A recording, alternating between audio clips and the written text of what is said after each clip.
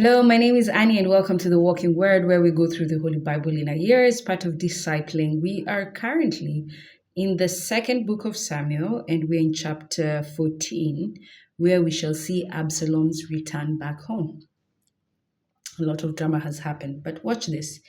When Joab, son of Zeruiah, observed how the king felt toward Absalom, and he sent to Tekoa and brought from there a gifted woman, to whom he said, pretend to be in mourning, put on mourning apparel, and do not anoint yourself with oil, that you may appear to be a woman who has been long in mourning for a departed one.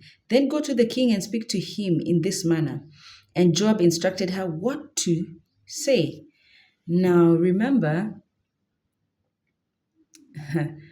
David is the one who taught Joab how to be a trickster. What you sow, you will reap. So the woman of Tekoa went to the king David, and fell prostrate to the ground in homage, saying, "Help your majesty." The king said to her, "What do you want?" She replied, "Alas, I am a widow. My husband is dead. Your servant had 2 sons who quarreled in the field. There being no one to part them, one of them struck his brother and killed him. Then the whole clan confronted your servant and demanded, give up the one who killed the brother. We must put him to death for the life of his brother whom he has slain. We must extinguish the heir also. Thus they will quench the remaining hope and leave my husband neither name nor prosperity upon the earth." The king then said to the woman, "Go home. I will issue a command on your behalf." The woman of Tekoa answered him, "Let me and my family be to blame, my lord king, and you and your throne are innocent." So the treachery is interesting, because how they bring David to the understanding of what happened between Amnon and Absalom and what David needs to do. See, the woman of Tekoa answered him, "Let me and my family be to blame. My lord king, you and your throne are innocent." Then the king said, "If anyone says a word to you, have him brought to me, and he shall not touch you again." But she went on to say, "Please, your majesty, keep in mind the Lord your God, that the avenger of blood may not go too far in destruction, and that my son may not be done away with." He replied, "As the Lord lives, not a hair on your son shall fall to the ground." The woman continued, "Please let your servant say still another word to my lord the king." He replied, "Okay, speak." So the woman said, "Why then do you think of this same kind of thing against the people of God? In pronouncing as he has, the king shows himself guilty for not bringing back his own banished son." Joab, wisdom. "We must indeed die. We are then like water that is poured out on the ground and cannot be gathered up. Yet, though God does not bring back life, he does take, though, how not to banish anyone from him." So Amnon has gone. But also God doesn't want us to be banished eternally for our mistakes. "And now, if I have presumed to speak of this matter to your majesty, it is because the people have given me the cause to fear. And so your servant thought, let me speak to the king. Perhaps he will grant the petition of his maidservant. For the king must surely consent to free his servant from the grasp of one who would seek to destroy me and my son, as well as from God's inheritance." And the woman concluded, "Let the word of my lord the king provide a resting place. Indeed, my lord the king is like an angel of God, evaluating good and bad. The Lord your God is with you." So Job here has used a tricky way. He's learned tricks from his master, number one, but he's learned a tricky way to bring David to some form of sense. The king answered the woman, "Now do not conceal from me anything I may ask you." The woman said, "Let my lord the king speak." So the king asked, Is Joab involved with you in all this? And the woman answered, As you live, my lord the king, it is just as your majesty has said, and not otherwise. It is your servant Joab who instructed me and told your servant all these things she was to say. Your servant Joab did this to come at the issue in a roundabout way. But my Lord is as wise as an angel of God, so that he knows all things on earth. So you can already tell this woman is just not speaking. She's been sent.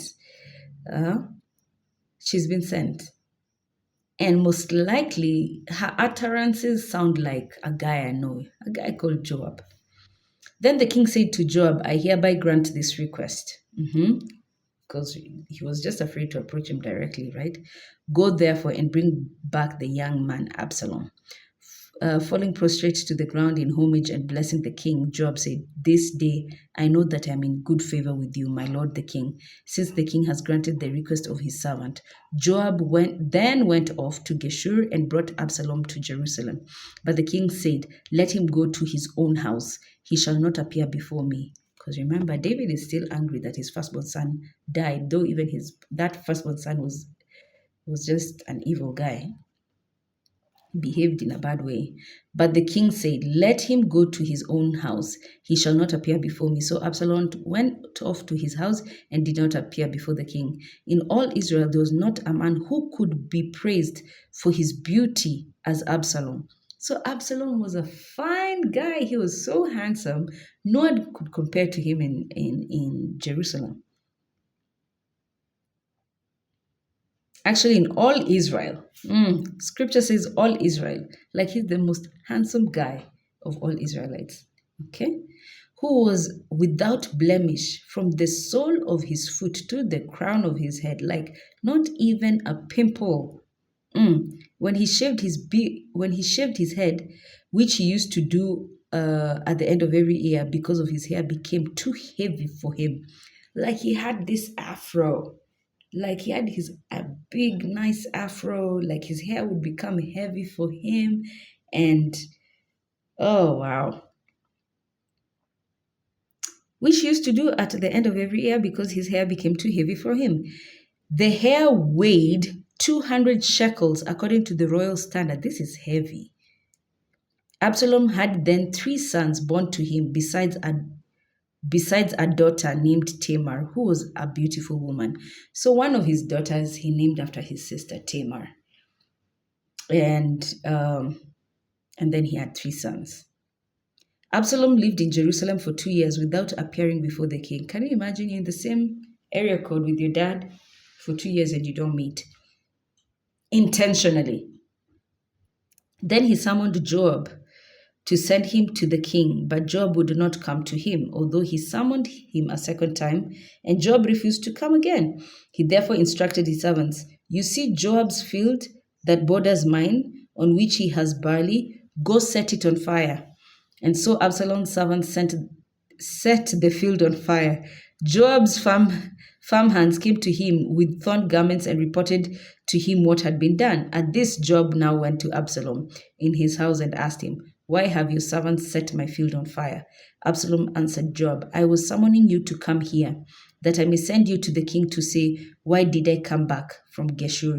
I would be better off if I was still there. Now let me appear before the king. If I am guilty,